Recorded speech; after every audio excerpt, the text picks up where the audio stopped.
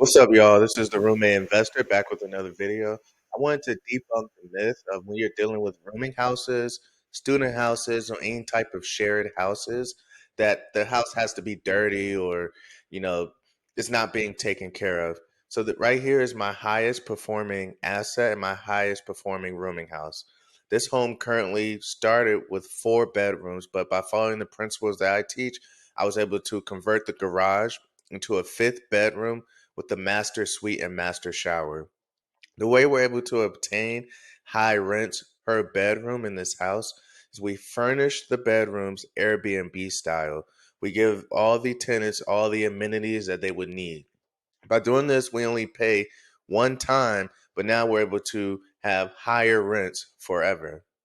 Each bedroom rents for about $800 to $1,200 or more per month, depending upon the time of the year. This house is a great house. As you can see, it's very clean and it's very tidy and cozy.